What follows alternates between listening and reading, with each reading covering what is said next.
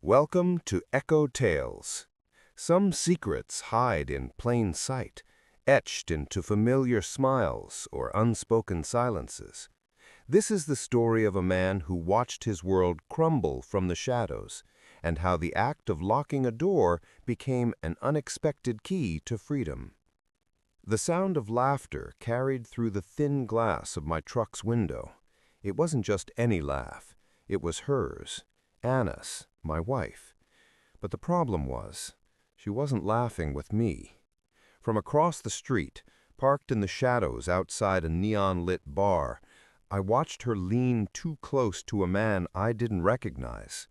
He had his hand on her lower back, and the way she tilted her head, smiling up at him, wasn't the way a married woman should look at anyone but her husband. My chest burned, like I had swallowed glass.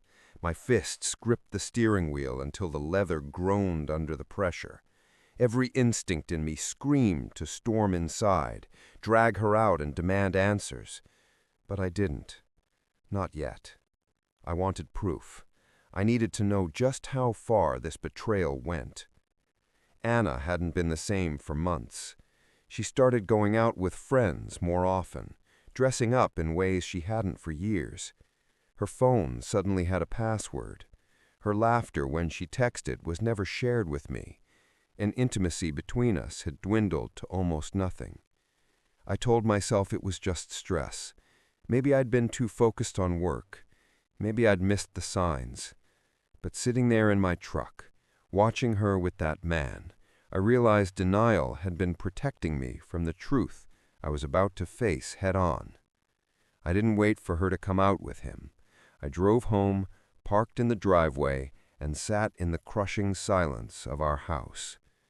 Every framed picture on the walls mocked me. Smiles, vacations, anniversaries. The clock ticked past midnight, then 1, then 2. When the lock clicked at the front door, I was waiting in the dark. Anna's perfume floated in first, followed by the uneven shuffle of her high heels. But when she tried to push the door open, she couldn't, because I had locked it from the inside and quietly removed her key from her ring weeks ago, when suspicion first crept in like a cold shadow. "Daniel?" her voice called out, slurred and uncertain. "Why is the door locked?" I didn't answer. I just sat there, staring at the door, like it was the barrier between my old life and whatever came next. My phone buzzed on the coffee table. Her name lit up the screen. I let it ring. Second call, then a third. Finally, I picked up. "Daniel, what the hell? Let me in!" Her tone was sharp, defensive, the kind of voice people use when they know they've been caught but aren't ready to admit it. "Where were you?" I asked, my voice low, almost unrecognizable even to myself.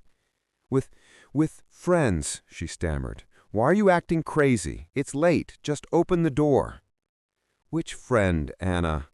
My throat tightened. "The one with his hand on your back." Silence.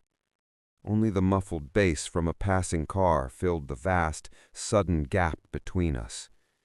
"You followed me," she whispered, finally, her voice laced with something between fear and guilt. "I didn't have to," I said coldly. "You don't even try to hide it anymore." She banged on the door. "Daniel, please, it's not what you think." "Then tell me what it is," I snapped. "He's just a friend from work. We were celebrating a promotion, that's all." Her excuses felt rehearsed, flimsy. I'd heard that tone before. The same one she used when lying about buying something expensive and trying to downplay it. "Do you celebrate promotions by letting him touch you like that? By laughing like he's your husband?" My voice cracked. On the other end of the door I heard her breath hitch, then softly, "Daniel, I didn't mean for this to happen." The confession shattered what little strength I had left. When she realized I wasn't opening the door, Anna stopped knocking. I thought she'd given up. Maybe she'd leave and go back to him, confirming everything I already feared. But then my phone buzzed again. Her voice on the line wasn't angry this time. It was broken. "Daniel, I messed up. Please don't give up on me." I stayed silent, my heart waging war against itself. She continued, her words tumbling out like she'd been holding them back for months. "Daniel, I didn't go looking for this. I was lonely, okay? You've been so focused on work, on bills, on everything else but me. And when he noticed me, it felt good. It felt like I mattered again." Her voice cracked with a sob. "But I don't love him. I love you. I swear to God, I only wanted to feel alive for a moment, but I never wanted to lose you." Her words stabbed deeper than any denial could have. Betrayal mixed with a startling, painful truth. And suddenly the picture wasn't black and white anymore. I wanted to hang up. I wanted to unlock the door and throw her things onto the lawn. I wanted to scream, to cry, to demand why my love hadn't been enough. But instead, I sat there in silence, listening to the woman I'd shared a bed with for 10 years sob outside our home like a stranger. "Daniel, please let me in. I'll do anything, counseling, honesty, whatever it takes. Just don't end us like this." Tears blurred my vision, dripping onto my hands. Because a part of me still loved her. A part of me wanted to believe she could be the woman I married again.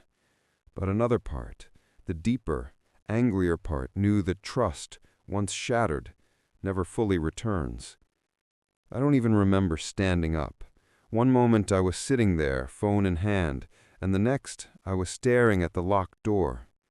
Slowly, with trembling fingers, I turned the lock. Anna stood there, mascara streaked, hair tangled, her dress wrinkled from the night's sins. When her eyes met mine, she broke down completely. "I'm sorry," she whispered, stepping forward. But I didn't embrace her. I stepped back.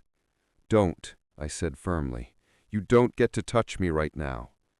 She froze, her hands hovering in the air, like she wanted to reach for me, but knew better. That night we didn't sleep in the same bed. She curled up on the couch, sobbing softly, while I lay awake in the bedroom, staring at the ceiling. In the days that followed, she tried. She deleted numbers, showed me her phone, suggested therapy. She cooked dinners, left notes, and clung to me like I was the only lifeline she had left. But something inside me had shifted irrevocably. Every time she smiled, I wondered if it was the same smile she gave him. Every time she touched me, I felt the phantom weight of his hand on her back.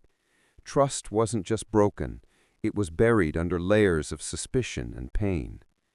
One evening, weeks later, she came into the bedroom with a folder of counseling brochures. Her eyes were red from crying. "Daniel, I know I don't deserve another chance, but please, I'll fight for us if you let me."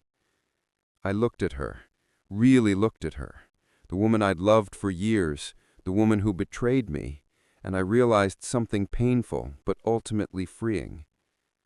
"I can't, Anna," I said softly. "I'll never see you the same way again, and if I stay, I'll resent you until there's nothing left of either of us."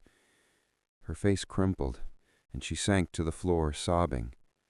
But my words weren't cruel. They were honest. A month later, the divorce papers were signed. When I walked out of that courthouse, the autumn air felt sharper, cleaner. I wasn't whole. Not yet. Maybe not for a long time. But I was free. I had locked her out that night thinking I was shutting the door on her betrayal.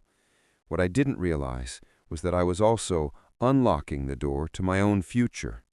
One without lies, one without half-truths, one where maybe someday laughter would return, and this time it would truly be mine.